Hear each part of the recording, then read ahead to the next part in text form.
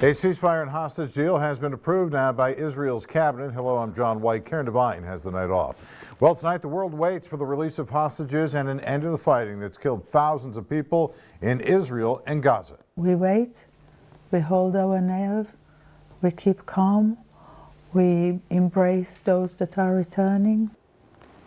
News Channel 3's Athena Drage live in studio now with local reaction on this and how some residents here in the Coachella Valley are waiting for that ceasefire to go into effect this weekend. Athena. Hi, John. That's right. Definitely a sigh of relief for some people since the deal has passed. The hope is it will put an end to the fighting that has lasted 15 months, killing 47,000 Palestinians in Gaza and displacing 2.3 million from the region after Hamas attacked Israel on October 7th, killing 1,200 Israeli men and women and taking 250 hostage. The deal will exchange several hostages for over 700 Palestinian prisoners held in Israeli jails. But given the continued instability in the region, one Palestinian man I spoke with tonight who has lost his own friend in Gaza says he is approaching this with cautious optimism that things will actually change.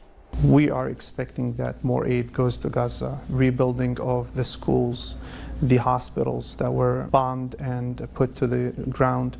Everything, life just comes back to Gaza again. A chance to rebuild. It's what Dr. Talib El-Safi hopes for the people of Gaza. And now that the final ceasefire and hostage deal between Israel and Hamas has been approved by the Israeli cabinet, El-Safi hopes the agreement will be followed, but questions governments in the region. I was happy for the people of Gaza in specific because they have suffered a lot. And at the same time, I was also, again, cautious of my own feeling because you expect everything out of the Israeli government of, breaking the laws, the international laws, and also the agreements. The deal is set to be implemented as soon as this Sunday, but concerns are being echoed about the fairness. What it comes down to, though, is an equitable ceasefire. Unfortunately, you're dealing with Hamas, which is a terrorist organization. I think we have to remember that October 6th, there was a ceasefire and Israel was attacked. I spoke to a rabbi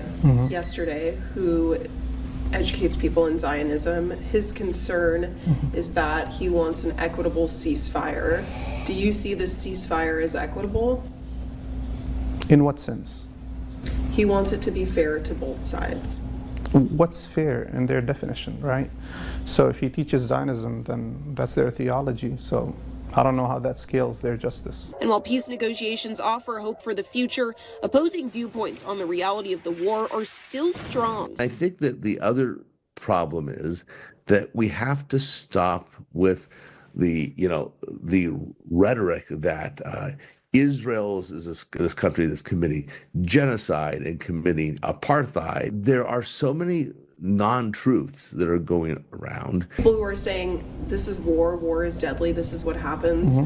What makes this different for your community? It's very simple, and it's a unique coincidence that we have the Ukraine-Russian conflict there in war.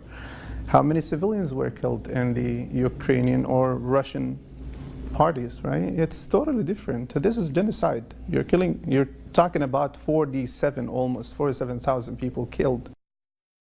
Since the deal was announced on Thursday, CNN reports that at least 116 people in Gaza have been killed by airstrikes, 30 of them being children. As we said, that deal is set to begin this Sunday. It will also initiate a 6-week pause in fighting to allow for more humanitarian aid to enter Gaza. Reporting live in studio, Athena Drage, News Channel 3.